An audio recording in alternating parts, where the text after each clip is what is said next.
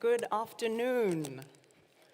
I know it's lunchtime, so my apologies, but we're going to have a great discussion today. My name is Thule Lene, and I'm the moderator and host for this session on Healthy and Productive Ecosystems, Africa Fertilizer and Soil Health Initiative. I'd like to kick us off with a few sobering numbers. The global fertilizer average use is about 137 kilograms per hectare of arable land, data from FAO. Sub-Saharan Africa's fertilizer use is just 20 to 25 kgs per hectare, among the lowest in the world. Regional contrasts, for example, in West Africa, we see less than 10 kgs per hectare. In East Africa, 20 to 25, and in Southern Africa, closer to 50 kgs, versus other parts of the emerging economies. Asia and Latin America comparisons, for example, in East Asia, China, it's over 300 kgs per hectare. And in Latin America and Brazil, 150 kgs. So this discussion is important because it looks at why do we have these gaps? These gaps matter. Because we are so low in our consumption, our yields remain very low. And yet we have the lowest soil health. Our soils are the most depleted globally. And so, with those sobering notes, I think it provides us both with a challenge, but also an opportunity from both a political side, from our public sector investments, as well as from the private sector, our researchers and philanthropists.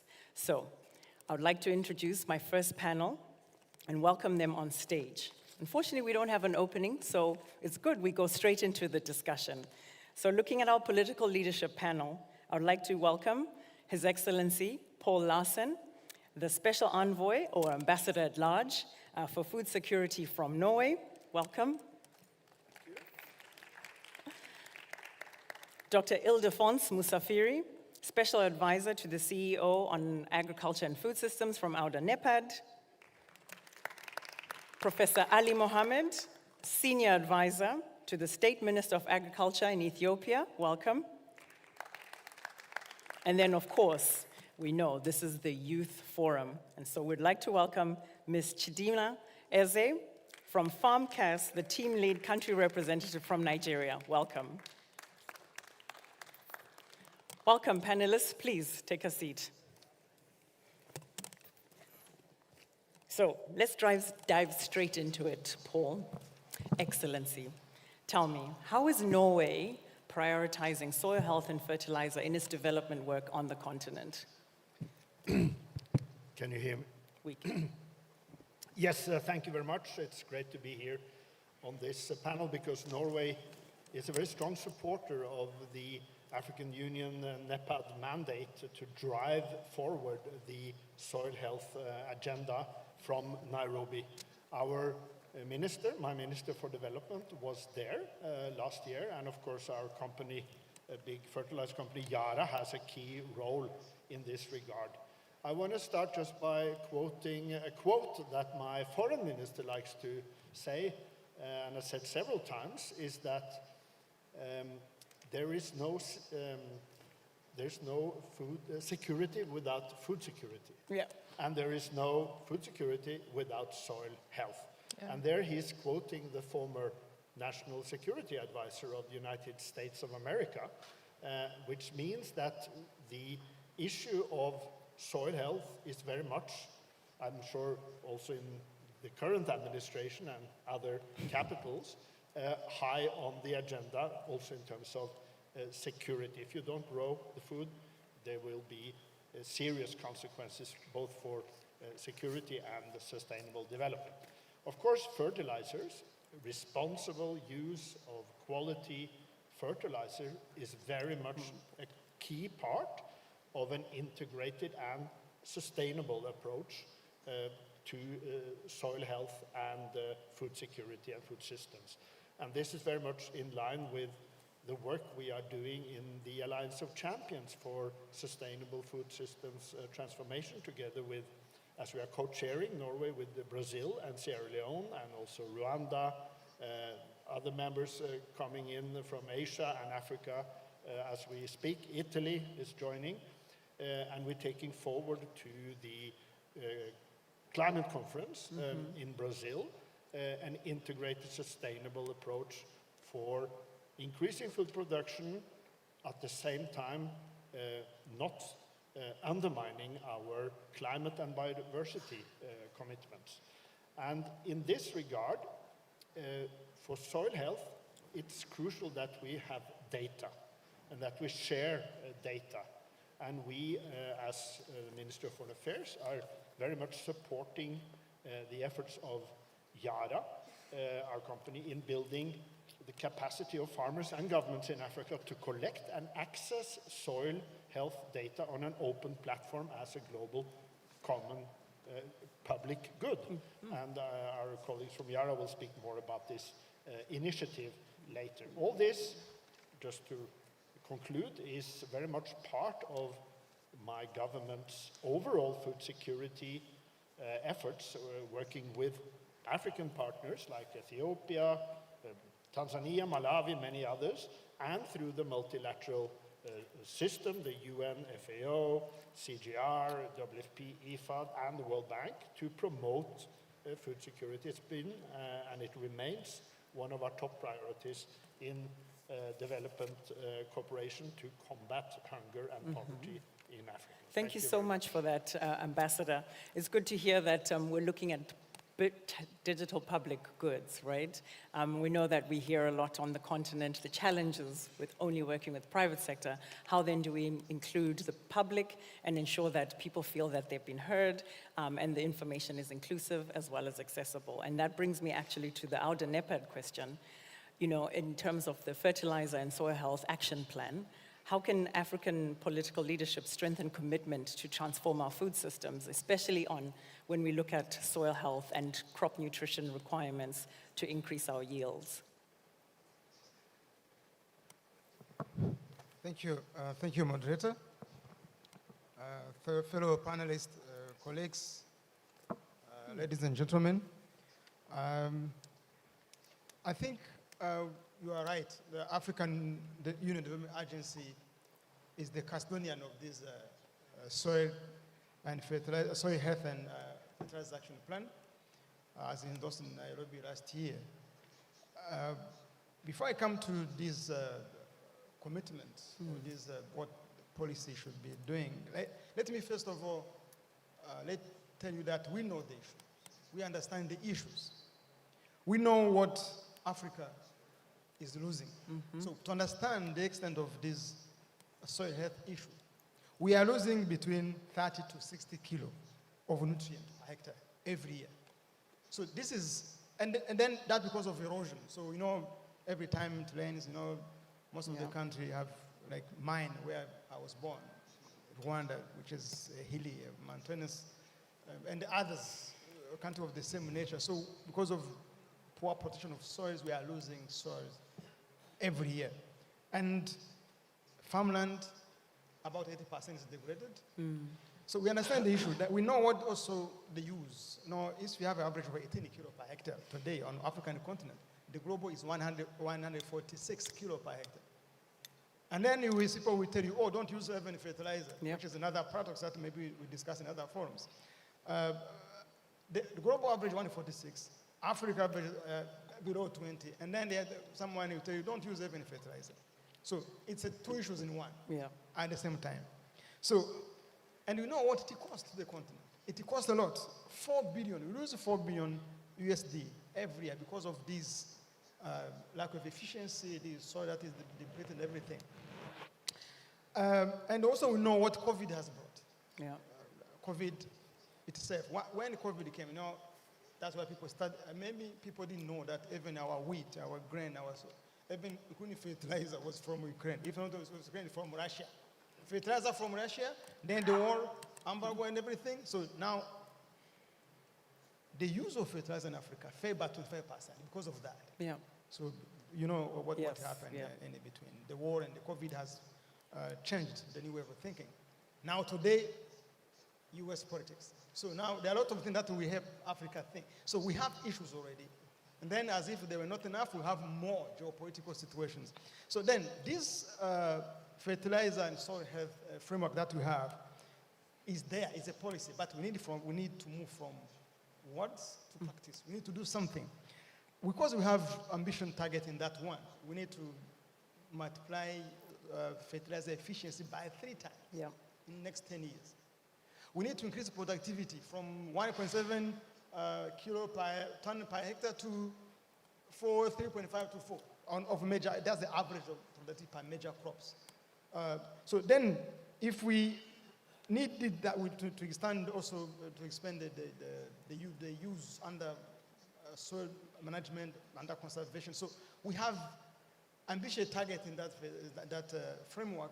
But now, how do we move from words to actions? What are the policies? I will give you like 5 points. Okay. Where you think out the NEPAD, African Union, and other partners, we try to move forward to convince member states to make a difference. One is finance. So I always say that money is not a problem, but in this case, money is a problem. So because the fertilizer is expensive, Indeed. we need to make sure fertilizer is affordable. So now, there is the Africa fertilizer financing mechanism that was in place. It needs to be capitalized. And these people should take it as a priority because we don't know about food security. The mother say we can't have a food security without food. So, and then these things of soil health is very important. So capitalize the Africa fertilizer financing mechanism is the first campaign to conduct. Because when we have this, the flow and the business of fertilizer, I think will be easy. Second, which is now, in this case, elephant in the room, regional trade. We need to unlock our regional trade. I always say it. This is when I said, I saw the report last year of the visa openness report, that only 28% of African countries have opened their borders. Yeah. Okay. So then we have a problem. If people are not moving, fertilizers are not moving, food is not moving, nothing is moving, even people. So then if you are unlocking this, how we make a fertilizer affordable? If even, yesterday I was somewhere in a meeting, a young lady was saying, now we are transporting even fruits, onion, from a country to another, and when we are going through, they are across 2 borders. But in the country that they are crossing, they are charging them 30% of the tariff. While even the origin is 0.5, destination may be 1%. But they're just a transit, 20%. Yeah. So without counting the time people spend on the border and everything. If you don't unlock, so we are trying to convince our member state to open the borders, to allow this food, agri-food trade to take place. Because if they are not open, well, everything, so accessibility, affordability will still be a problem. Number 3, we need now to invest. National member state has to invest in the local production of fertilizer, and also innovation around it. Rwanda has tried. They brought a local blending factory, but it's increasing access to fertilizer. But also other countries, Morocco is a policy, other countries in the region are trying. But we need to be deliberate by just prioritizing local manufacturing of fertilizers. Maybe I can start by blending because the resources to make a real fertilizer may be expensive to get. Some countries are not endowed with that resources. Yep. But at least blending, especially even we customize. Yep. And then we lead to this soil health. Because then we give the soil what it needs, not just random application of fertilizer. So number 4, I will talk about data. You mentioned data. It's very important. I will repeat it. Data is very important. Because we need, data we need in this type is to know what soil do we have. Our commissioner in his 100 days now is passionate about the soil mapping on the continent, which is very important. And this soil mapping gives us data.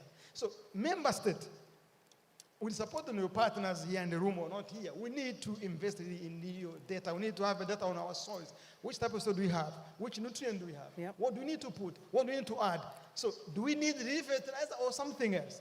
So the data will help us to do the right application, to know what we have and what we need to achieve. Because expanding extension services as well is very important. We need what where we need to put effort on this soil, because we need farmers to know the life of the soil they have, the health of the soil they have. Last but not least, we need, of course, it's then a political matter. So we are calling member states to make soil health a priority. Because sometimes we are concerned with the planting and harvesting and actual farmers, but we don't take care of this soil because we still believe that the soil health, we can't bring everything. We can't, like, it's like you are, when you want to get milk from a cow, you have to feed it first. Yes. So people made the mistake to just go milk a cow without even feeding it. Then you will get, get the maximum of it. So the same applies to the health. If you don't think about the health of that soil that you want to get food, you won't get it. It will give you nothing. So if we put a priority now, also then they put in a continental framework, their national plans have to include the soil health elements of this fertilizer and the soil health framework that they need to be embedded. In a nutshell, I would say that if these things are not prioritized, we must not talk about food security, not about food system, because without healthy soils, there's no healthy people, there's no resilient economies, and no food secure Africa. Let me pause here. Thank you, I think Dr. there are a lot to do, Musafiri. but it's a battle we keep until it happens. Thank you. Thank you. Thank you for those 5 points. I think you're taking off of what Ambassador here said, but it's the 5 points is a great way of putting together the action plan or distilling the action plan, but how are we getting our member states to commit? Maybe that's something we think about as I move to one of the member states, actually representatives from Ethiopia, Professor Ali Mohammed. I know Ethiopia has done really well in your soil health program and access to fertilizer. So share with us what strategies Ethiopia has been using to ensure smallholder farmers have access to the right nutrients required for yield increase. No, they're on already, by the way. Yes. Thank you very much. Oh. Yeah, it's on. Thank you so much. I'm very happy to represent Ethiopia, the Ministry of Agriculture, and say a few words about our experience, our challenges, and reflections on the soil fertility and health. As citizens of Africa, as professionals, at times we feel very embarrassed that we cannot feed ourselves. It's very painful, I tell you. And this happens because things continue business as usual. Our farming is like mining. We don't really provide what we are taking away from the soil. And these things happen because of several reasons, but mostly it's because of lack of appropriate strategies, policies, and implementation approaches. In my country, 80% of the producers are smallholder farmers. And whatever policy we design should really serve this huge population.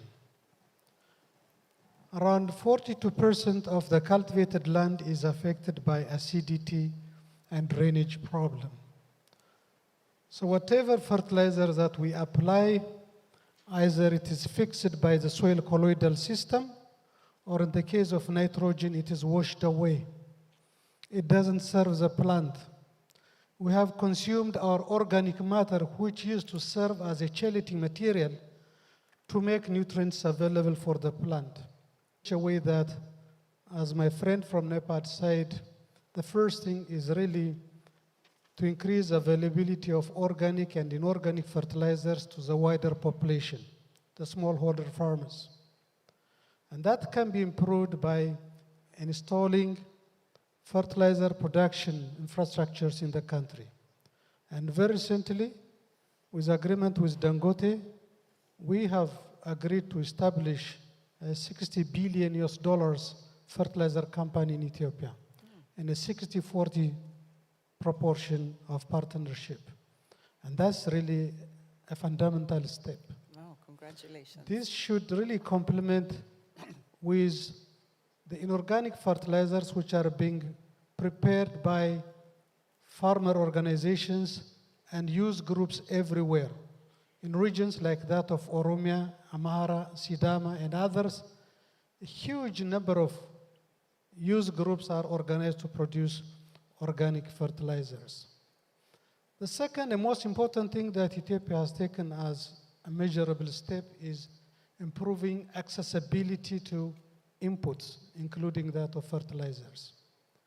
Therefore, we have developed a digital tracking system which shows where fertilizers are moving, starting from the supplier until they reach that of the fertilizer users. This is really very important. In order to ensure appropriate access, then it's also very important to arrange accessibility to finance for smallholder farmers, because most farmers, they do not have really good savings to buy fertilizers for their lands. Therefore, arrangements have been made with financial institutions, including that of cooperatives and unions, to provide smart subsidized credit for the farmers to purchase fertilizers. Another important issue that we are focusing on is building infrastructures for irrigation, because our irrigation system is not water efficient, it's not nutrient efficient. Using furrow irrigation does not allow you to measure the amount of nutrient that you are providing. Yeah. Therefore, we need really to restructure our irrigation system so that whatever food we provide for the plant really serves the purpose. We have also started working on digital connectivity, where farmers are able to dial and ask how much fertilizer, how much seed, when to plant, when to harvest. All those things are really now digitalized, and farmers have really that access. And towards that, we have very recently developed the Ethiopian Agriculture and Rural Development Policy. We have also developed a proclamation of parasitic extension. So different actors can get engaged in providing advice to the smallholder farmers who may be in need of advice on plant protection, use of seeds, fertilizers, and several other things. Then one thing remains. For farmers to be able to buy inputs, they need to get good market to sell outputs. When they don't have good market, they really throw their produces at throwaway price.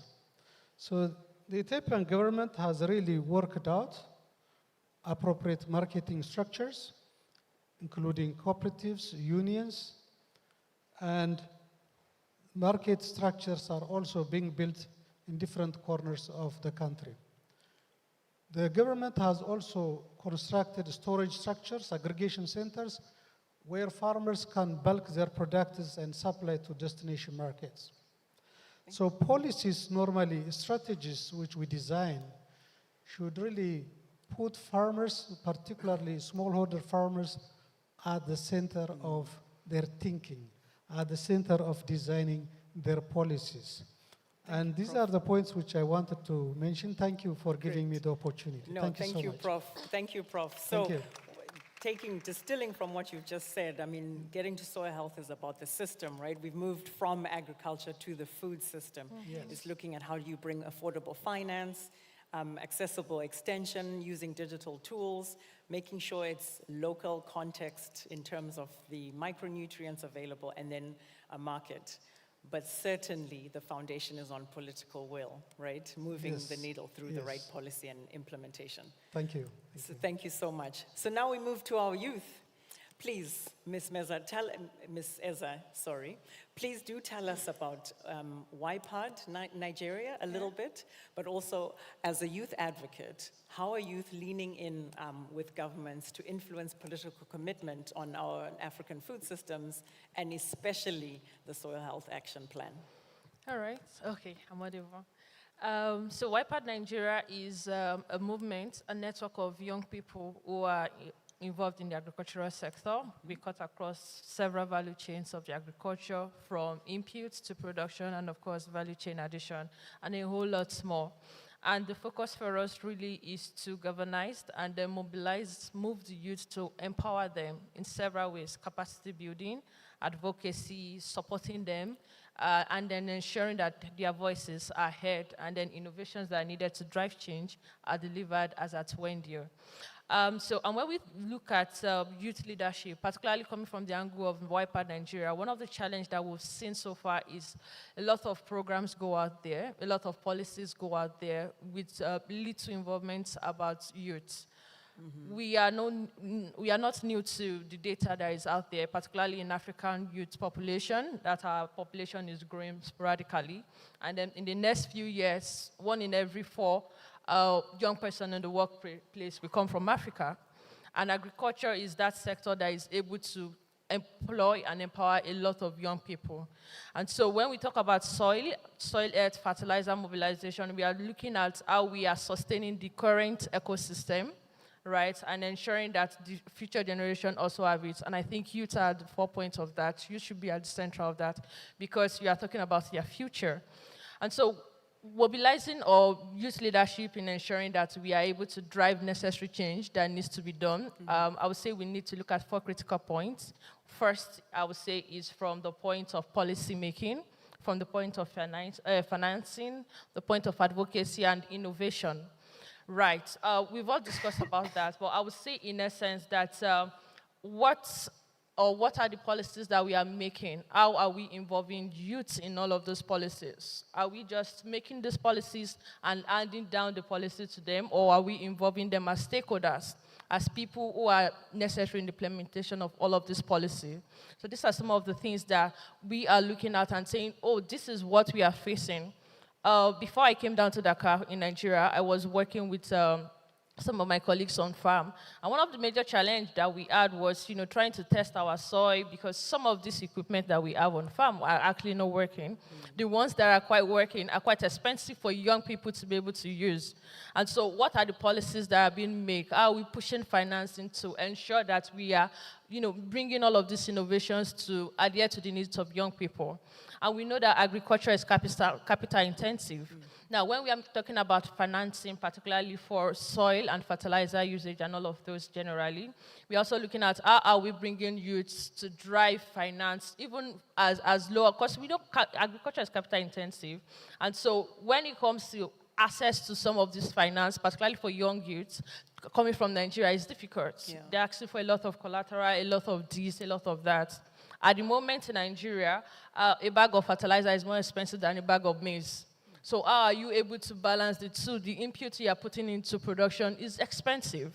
And so at the end of the day, if we are talking about young people coming into the agricultural sector, the sector is not built to support young people. It's built to support people that have capital. And so we're also looking at finance model that supports young people to be able to come into the sector. And we already know we are also in the social media or the digital era. And I really want to appreciate organizations like Youth for Soy, where we are working together to use social media to educate ourselves and saying, oh, even if we do not have access to some of these fertilizers, what are the methods that we can use to improve our soil? Mulching, for instance, irrigation, using drip irrigations, for instance, and saying, oh, this and this are what I've adopted in my community or in my country, which is one of the things we do at Wiper Nigeria, and say, why don't you try this? And then we try to educate ourselves and say, this method works, and this method is able to improve the soil condition. How do we impute inorganic fertilizer and then incorporate that into our systems?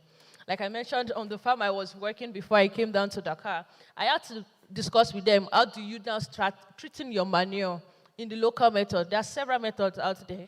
But again, we also need to look at how we are driving this. And one of the things that we've also had to do is through the AIN network that is funded by Caribou Digital and MasterCard Foundation.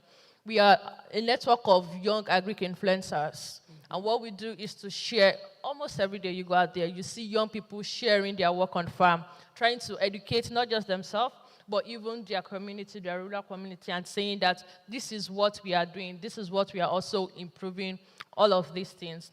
And then I think lastly is around innovations. There are quite a number of youth-led innovations. Are we creating the hub, the micro hub that can catalyze all of these innovations? Yeah, so we need all of this to be in place. And so if you're saying we are supporting young people, I think we are doing quite a lot out there, right? But there's just the system needs to be redesigned to bring in more young people and such that what they are doing is aired and actions need to be taken way beyond all of this talk and planning. We need actions to, put us out there. Thank you. Thanks, Chidinma. Very good. It's very true. I think I'm going to take from what you said. You share your information already across the youth platform. I think it's a lesson for all of us. The Gen Z have shown us already what digital public goods can look like, right? And sharing information. So, Ambassador, I mean, as we look at the platforms that are being created, I know we're going to talk about the data and soil health mapping. How are we working with the youth, for example, or how are you working with the youth? Or do you believe that your teams are working with the youth on making sure that that information is gathered and pulled and is made more available and accessible? Yes, of course.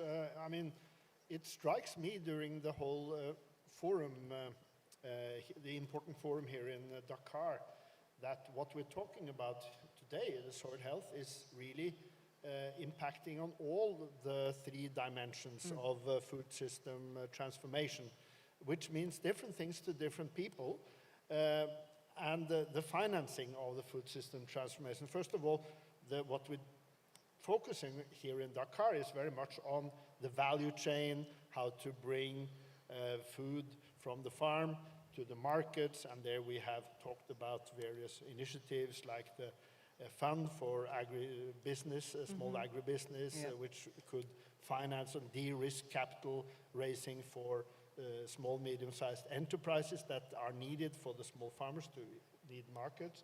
We talked about commodity compacts, which we are developing, Norway with Yara and Ethiopia, Tanzania, Malawi, focusing on one, not crop, but making it a commodity from farm to markets. Then the other dimension is the poverty, hunger, and nutrition dimension of food systems, which really focus on SDG 2, the Brazilian example and model for the rest of the world with social protection, school feeding.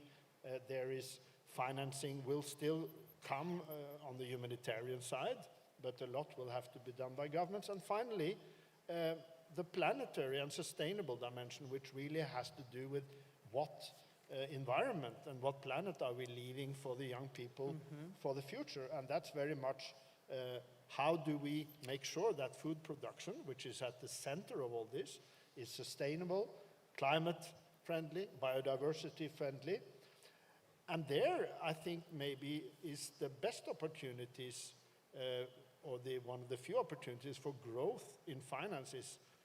Climate finance, both for adaptation, but also mitigation in terms of carbon credits, which we talked about earlier. I mean, that makes it even more interesting and important for countries to actually make sure that agroforestry and carbon sinks and the soil as a carbon sink is actually taken into account as an important source for CO2 absorption and thereby also finance and credits. Yes, great. Thank you, Ambassador.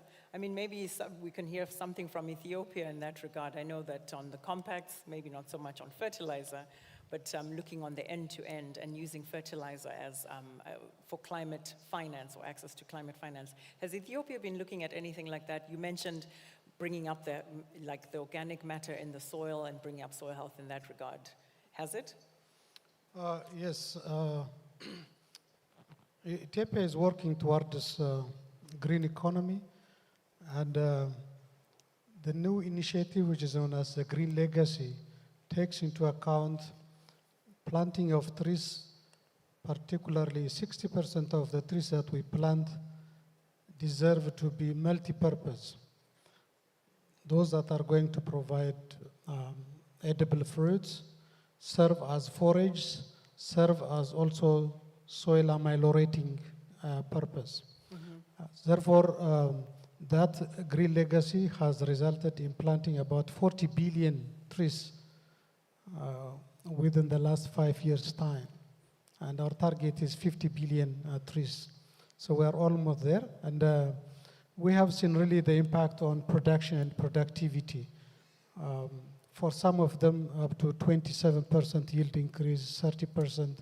We have seen really huge impact on the soil biodiversity, soil fertility, and even, as I said, on production and productivity. The other thing is, using organic fertilizers like that of compost, vermicompost, and practicing regenerative agriculture. We are capitalizing on indigenous knowledge of farmers in crop rotation and intercropping.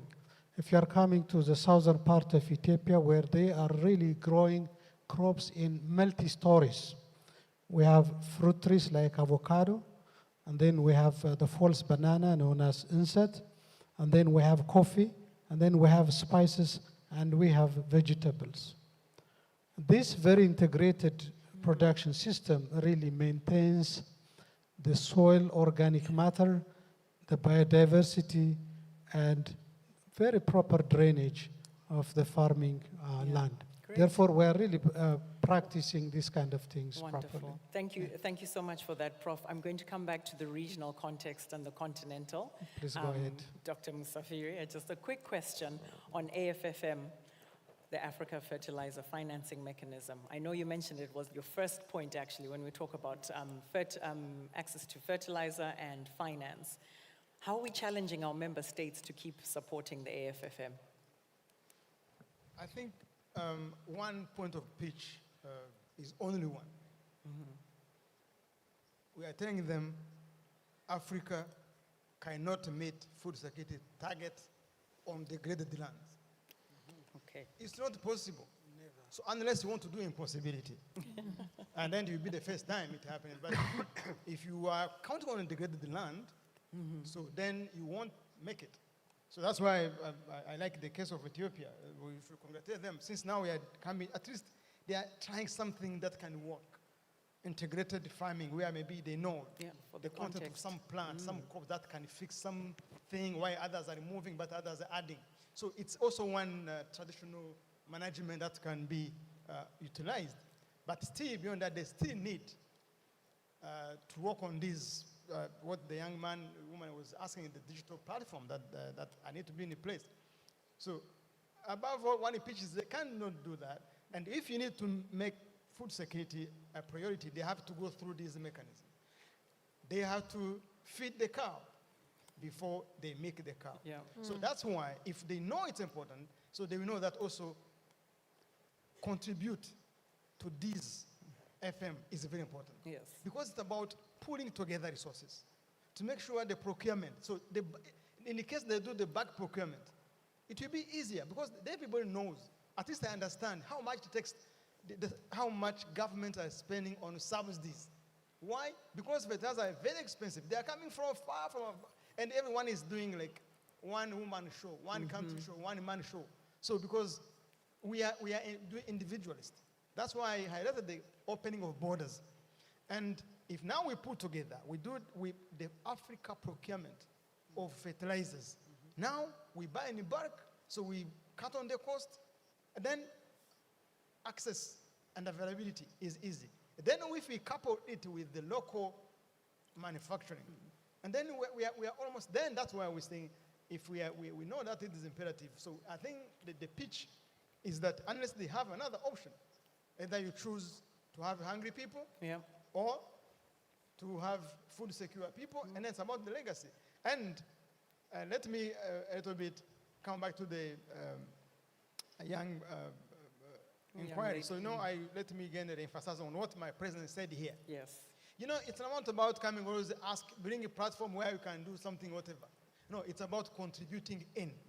So there are a lot of pitches that exist, like they are calling you to come and do some project. So you can bring some project to build a platform or something, a data thing. We have the champion of data in the room, Professor Torero. So there are a lot of things that also youth can do.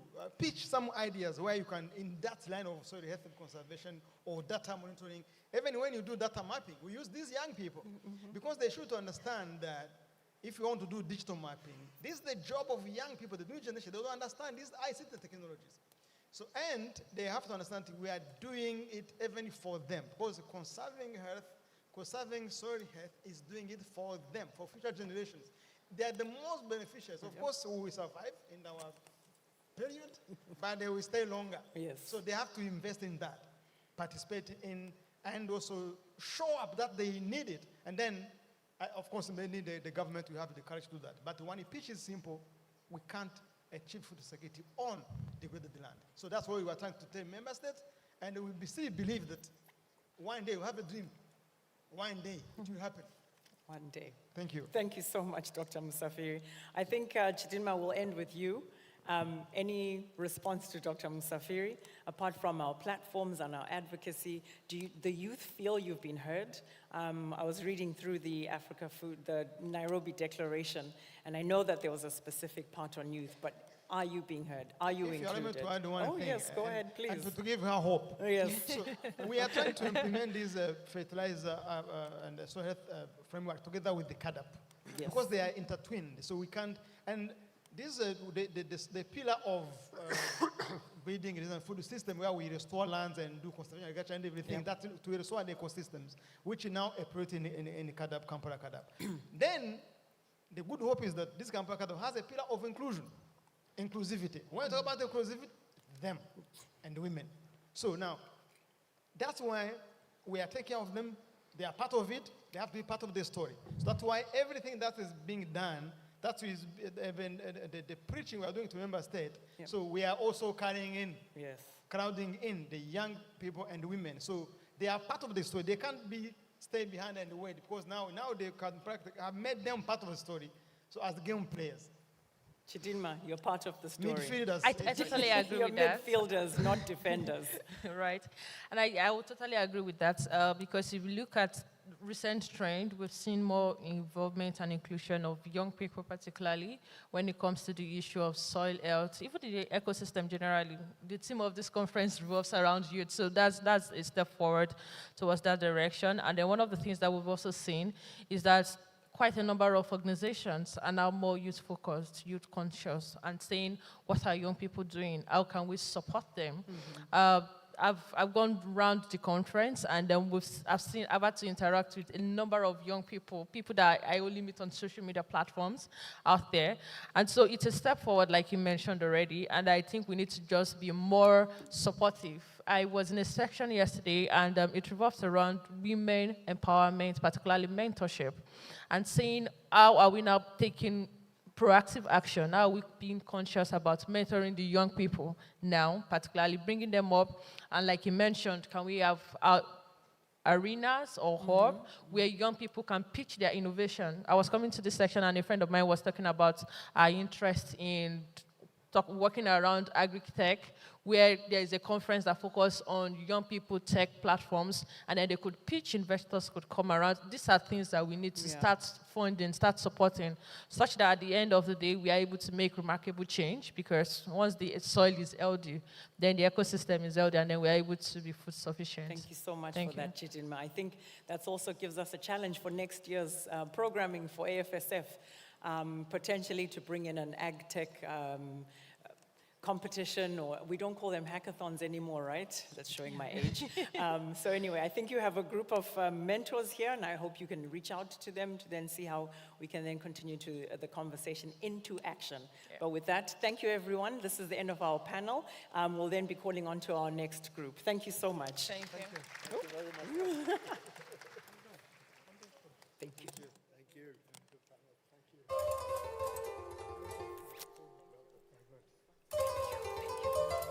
Thank you. And now on to our next panel.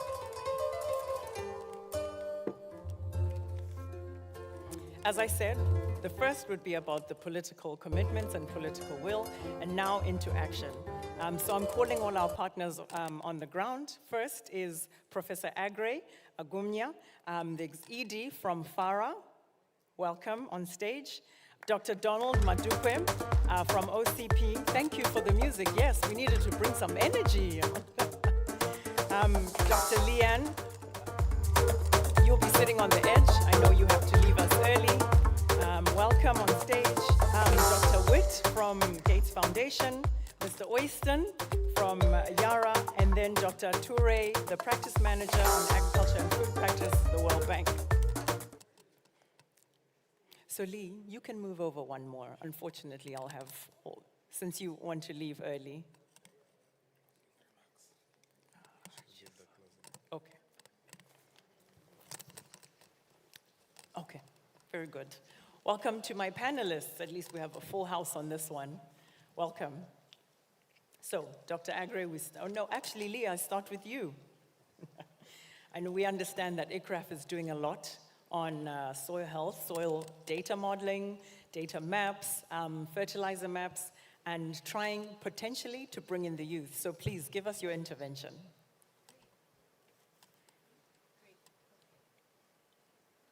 Is your mic working? Is it working now? Yes, Great. it is. Hi, everyone. I'm Lee Winowicki. I'm a soil scientist and the global research lead for soil and land health at C4E-CRAF based in Nairobi.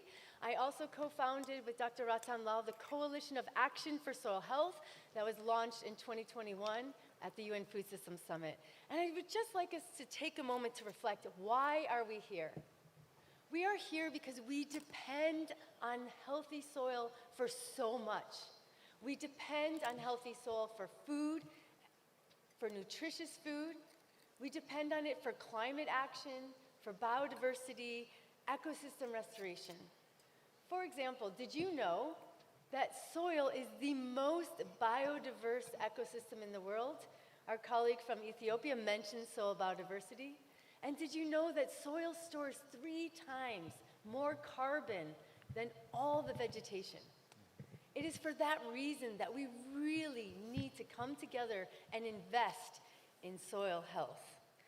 And in order to do that, we need to understand how management, how agriculture, how rangeland management impacts soil health.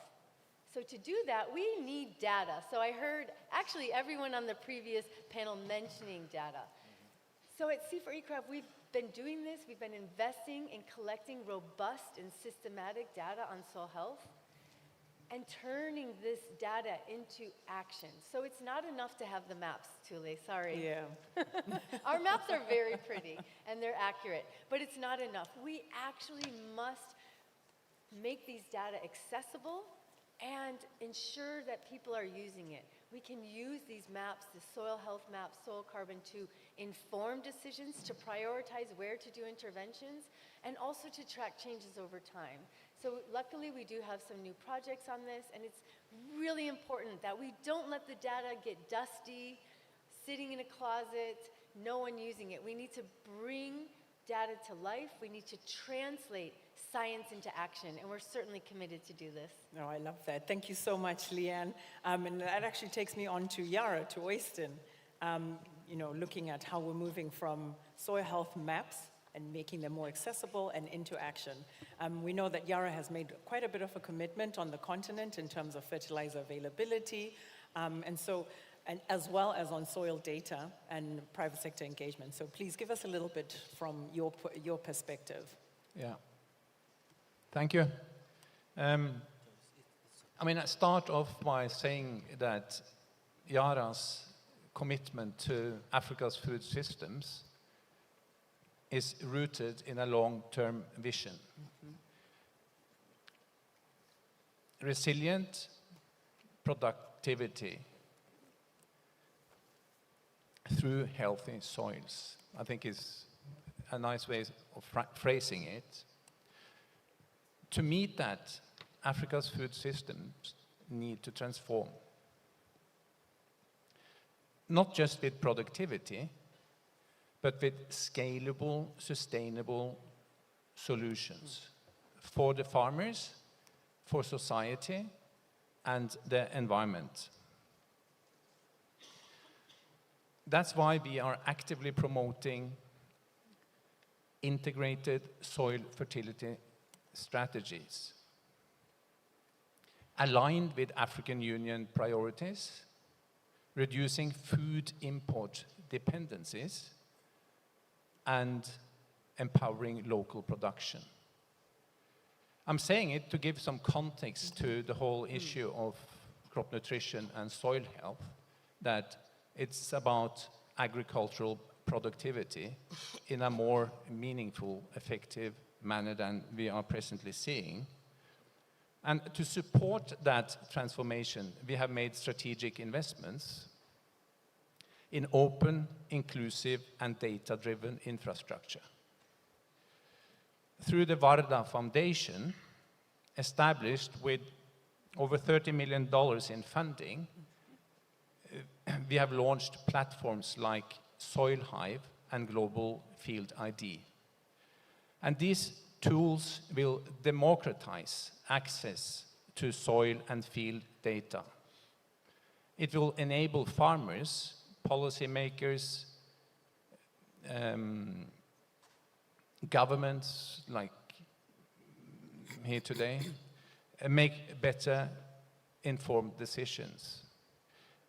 I would like to echo what Leanne is saying, that we need to bring this data and insights into a meaningful dynamic and engagement with policymakers and not least the farmers, and avoid continuing, making it a playground for scientists only. So I'm really excited about what Leanne is saying, that we are now pursuing a collaborative effort to support this type of transition, and hopefully 1 year ahead of us, we will see concrete examples of how this type of partnership could deliver change in 4 particular countries: in Kenya, Tanzania, Malawi, and in Ghana. And this will also need to be, as also Leanne is saying, grounded in African realities. Yeah. Varda is now an independent organization that any public and private actor can join as a co-founder with Yara if they are willing to contribute to the mission of making data more widely accessible. I welcome any institution, That's government great. or otherwise, to consider joining this effort. Wonderful.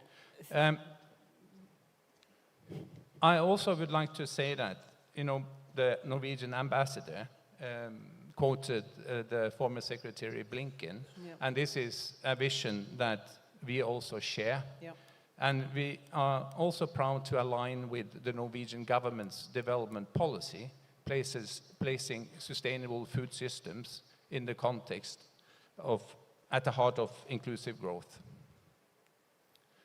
I can stop here. Øystein. Okay, thank you so much, Øystein. I'll bring it back then to research. What is FARA now seeing, Dr. Agre? What are the work that you're doing on bringing more innovative financing or scaling some of these innovations in soil health that are coming out? Thank you very much. FARA is the apex, the Continental Apex Organization for research on the continent. The institutional architecture is from country level, regional, and continental. And in terms of what we are doing, we were mandated by the African Union and the African Union Development Agency to serve as a technical support organization for the formulation, working with many partners for the formulation of the Fertilizer and Soil Health Action Plan, and now its implementation. To respond to your question about financing, we acknowledge that over the years, soil, the agenda for soil has been in the back burner. There's been underinvestment. And so we need to do some big shifts to change that scenario, and what we are seeing is with the declaration in Nairobi last year, there's been an increased attention, but that's not enough. We are talking about changing the narrative of soil health being fundamental to security, to economies. And now, for us to sustain that argument, we need, it's been said again and again, we need the evidence. We need the evidence, not just numbers at continental level. We need to disaggregate those numbers. Yeah. Dr. Musafiri said degradation costs so much, Yes. so many billions. We need to disaggregate that to levels where policymakers at country level, at sub-country level, can relate with how it applies to them. We also need to draw lessons from issues that are like soil. There were crises. We have a soil crisis. We had a climate crisis. We had a biodiversity crisis. And what those communities did, they deployed science. Science is at the forefront. Yeah. You have platforms where that science is put to the policymakers, and we need to draw lessons from what the climate community and what the biodiversity community have done. So what I'm hearing is climate finance and looking at our, as that as an opportunity for resource mobilization, just in a few words. Yes, climate finance, but we could also have soil finance. We could have, we could elevate the soil agenda to a level where As it an asset. attracts its own financing. Right. Sounds exciting. We'll bring that to the World Bank and then Gates Foundation maybe to support, but later on. Over to you, Donald, with regards to OCP's work and collaborating with governments as well as regional partners. How have you been helping implementation of this 10-year action plan? Thank you very much for having me. Thank you. Maybe I should start by saying this. The Nairobi Declaration was as a result of maybe learnings. You can bring the mic closer. The learnings from the Abuja Declaration, right?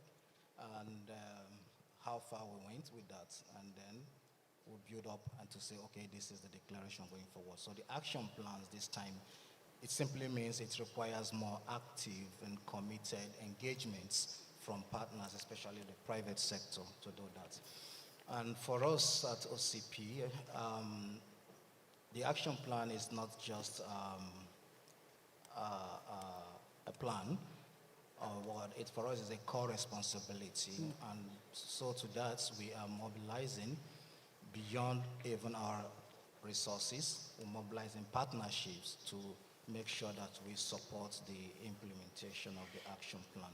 And we're doing this in several fronts, maybe though different but interconnected through partnerships. We're building on partnerships to localize capacities to that. What we're doing is partnering with some consortium to establish the regional hub for soil health and fertility, which is based in Ibadan, working with IITA and that. And this regional hub has several functions that can be categorized under 7 headings, but then up to 20 objectives. Majorly is to build local institutional capacities in soil health related issues, and to build also some farmer-led experimentation to ensure that soil health is an integral part of every national system. Okay. So beyond that also, we are also working in the area of finance. One of the learnings from the 2006 declaration is that finance is the bridge between ambition and action. So if the agro dealers who are going to make fertilizer available do not have the funds to do so, it's still going to be a mirage. So what we're doing in unlocking our partnership to support financing, especially using through blended finance platform, to provide a kind of working capital or at least credit guarantee to agro dealers and SMEs, at least to be able to stock up fertilizers and distribute them to hinterlands where the core agricultural activities take place. This is one way. And another way, as a nutrition company, we are actually beginning to churn out R&D-led innovations, products that will support. We're beginning to build on efficient fertilizers that can support efficiency as per the action point. Thanks so much. We are beginning to, we have been working on tailored fertilizers actually, like the colleague said here, customization. We have customization as our key approach, meaning that the fertilizer we have designed for cassava in Nigeria shouldn't be the cassava fertilizer used for maize, for instance, in Ethiopia. This is true. The fertilizers working in Ethiopia may not work so in Kenya. So adapting to local context. Look at data, provide data-driven solutions. Wonderful. So we have moved from product to solution provision, just to align with the action and support the achievement of the action plan. Thank you so much. Thank you. Thank you. Thank Can you I so stop there much. for Yes, thank you, Donald. Sorry to rush you. It's just because I'm cognizant of time. We are closing at 2 o'clock, and we wanted to make sure that we heard from our other panelists. So, as you've just highlighted, finance is the bridge from talk to action. And so, looking at Gates, from Dr. Witt, what are the most promising approaches you've been seeing coming out in terms of mobilizing funding, specifically for smallholder farmers to access fertilizer? We keep talking about fertilizer access is specifically narrow because of the cost of fertilizer. So over to you. Yeah, thank you. Let me reframe the question with your permission. I think if we agree that the priorities highlighted in the Fertilizer and Soil Health Action Plan represent an underfunded area that deserves greater attention, then we have to ask ourselves why resources have not been adequately mobilized. And there may be very good reasons. Historically, it may be a lack of visibility into what the burning issues are or the urgencies. There may also be market failures, there may be misalignment of incentives, or a lack of clarity in investable opportunities. So let me try to make 3 points related to this. I think I want to start with, the necessary clarity on the investment opportunity itself, where we, I think, collectively have to step up with better diagnostics and priority setting to design and then cost out interventions that are scalable and sustainable without external funding support in the end of the day. And this, put forward to investment decisions, that need to be able, where we need to be able to compare apples and oranges. This will require strong alignment between public and private sector incentives. It will often also require not standalone, let's say, soil health interventions, but rather an integration of soil health issues into, for example, commodity compacts and the likes.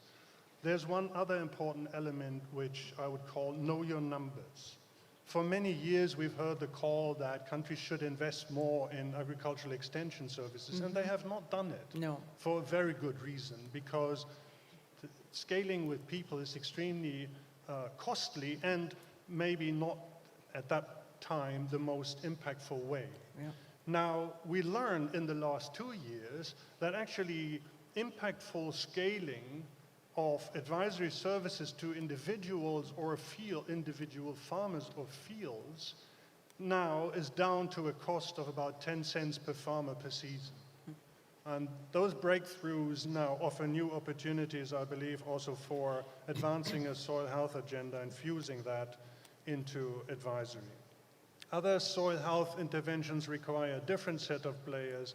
And again, back to the know your numbers. If you want to correct soil acidity on the continent at a cost of $120 a ton of lime, that's just not feasible and not very sensible to ask governments to subsidize.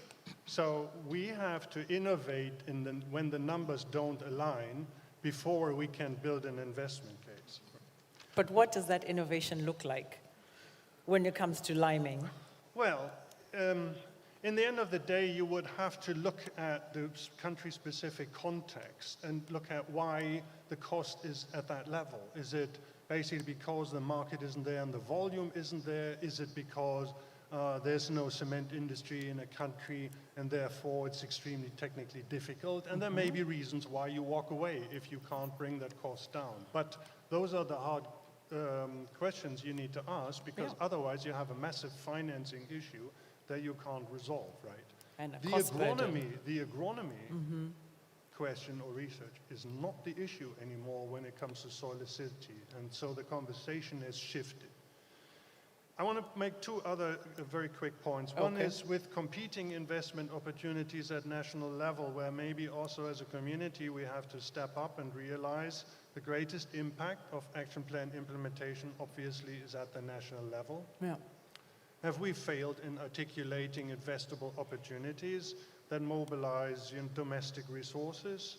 And again, I think it goes back to an impact-first approach in the assessment of opportunities and the strong vetting of interventions in a public-private sector partnership setting. And the third point may be on the role of the continental players and in the space is a need for very rapid sharing of learning and opportunity articulation, because with the shrinking of development assistance, the $100 million investment by the Netherlands that we heard about earlier today will be most likely a unicorn. And it will then require other funding resources to tap into, for example, via the IFIs, and I leave it to the World Bank to comment on this, but again, I think it comes back to the real opportunities that are then attractive for a country to mobilize resources for in comparison with other competing investments. If we can't make that case, we will not see a mobilization of resources. So in essence, it will be very interesting in the next 12 to 18 months, to see on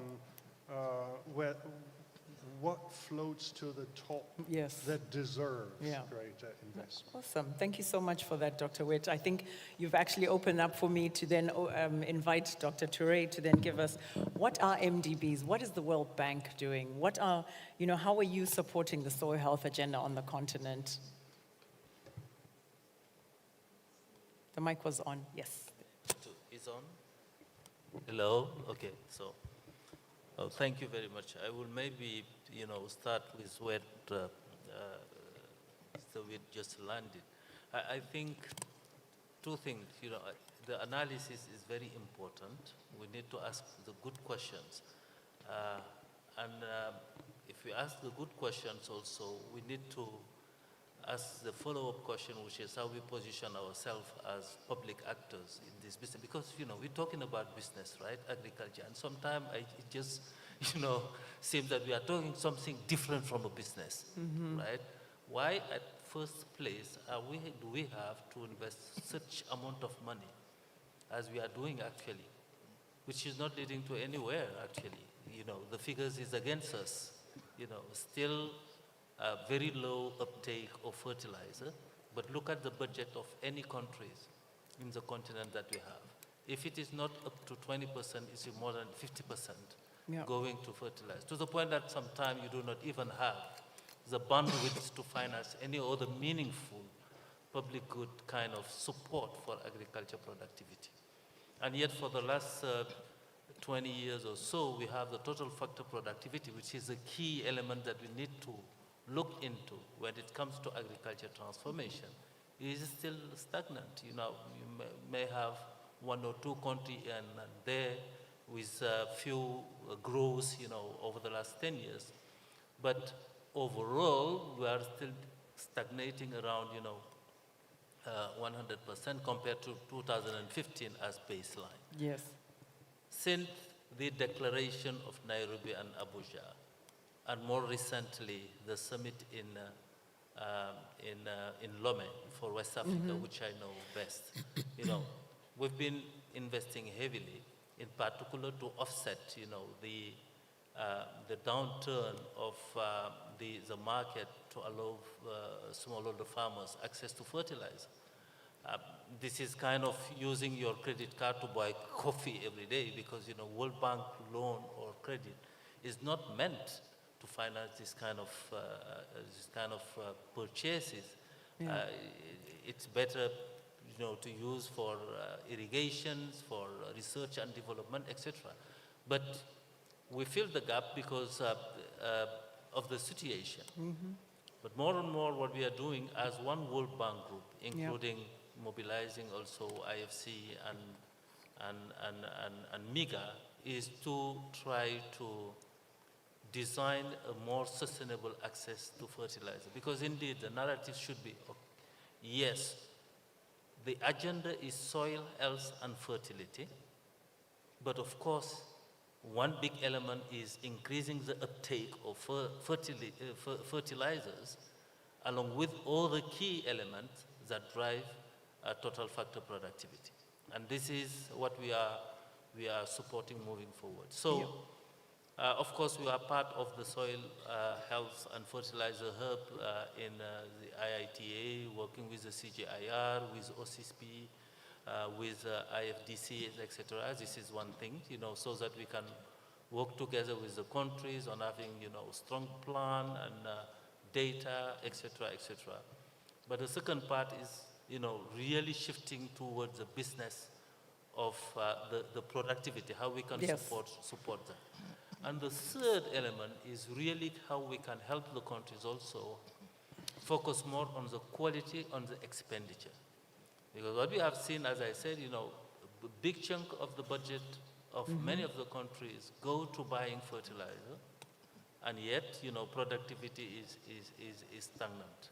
Yes. So I think there is room for increasing the uptake, at the same time increasing the quality of the public expenditure to create more market for farmers and the actors along the value chain to access the needed technologies that they need to maintain a healthy soil that will lead to a sustainable productivity growth in the space. Thank you so much, Dr. Toure. I think, Oyston, you had a response to that, and you'll open up our lightning round, and I'll ask everyone to then give us 1 minute as we close out this panel. No, I just want to say that I very much welcome the reflections that are ongoing in the World Bank system these days. Yeah. Recognizing that year after year they have invested through governments so much money, and they also clearly recognize that these types of investments is not driving Africa in a sustainable direction. So the whole issue behind the repurposing agenda, and now starting to recognize that the time of inefficient subsidy scheme is over.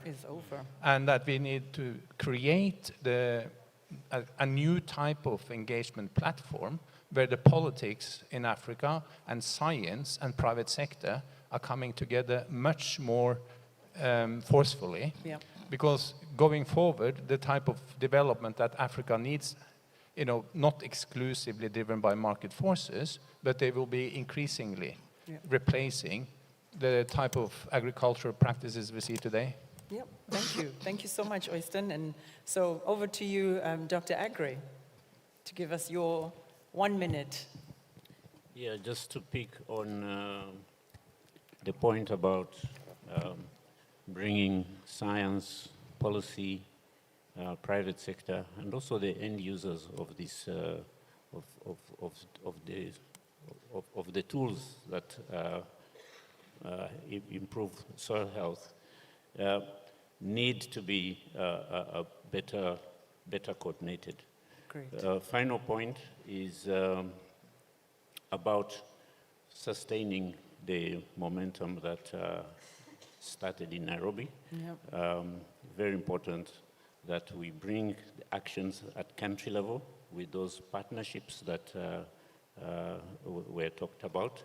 And the talking in these kinds of platforms is very important. That should be complemented by Wonderful action. fast action. Wonderful. Thank you, Dr. Agre. Over to you, Donald. Yeah, thank you again. And I think what I'd have to say at this time is to say, like you said, we need to start co-creating.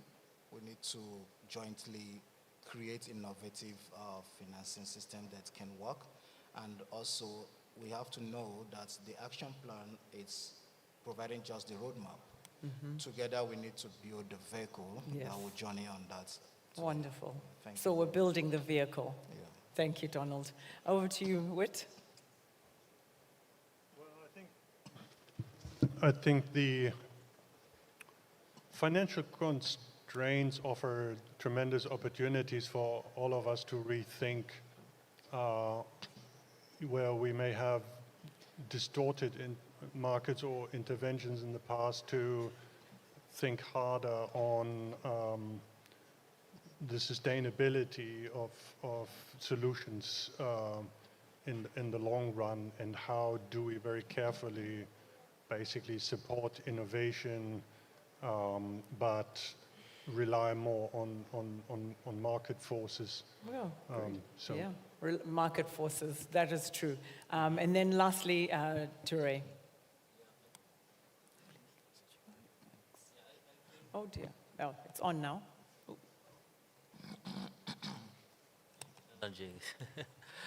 But I think everything that have been said here is really the right direction. I think that there was a lot of thinking on, where to go to and the direction of travel. And I think it'll start with the policy, of course. And I'm happy to see that actually the industries, the private sector are joining forces with development partners also on the data, supporting countries on the analysis, etc. And we need to move forward on that. What is left to be done, in my view, is to start really thinking deep on how we can indeed repurpose the money that we have, because we are not sure of what we're going to get next.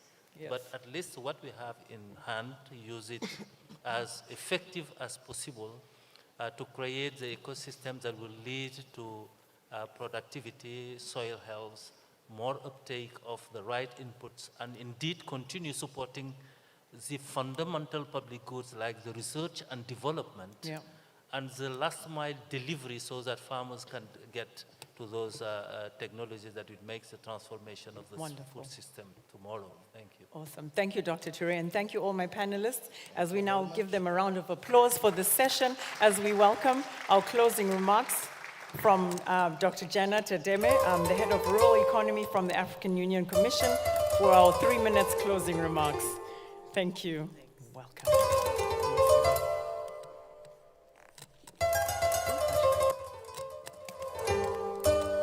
Thank you very much, moderator. Can we give another round of applause to the two panelists, the two panel sessions we had? I think this has been an engaging and very heartwarming session that we have had today. I'm not going to attempt to summarize what we have discussed in the two panels, but I think there's been a lot of discussions around the political leadership that has been set by the African Union institutions, the AU Commission and AUDA NEPAD, the issues around the commitments as well, and the guidance that the Commission has given in terms of how we want to go forward. We need to translate the science into action. We've talked about issues around data accessibility, and this second panel that also talked about issues around resource mobilization. So witnessing partners energized, we're being able to collaborate, be able to coordinate our efforts, and also how we're going to mobilize the resources needed for the implementation of the AU Africa Fertilizer and Soil Health Action Plan.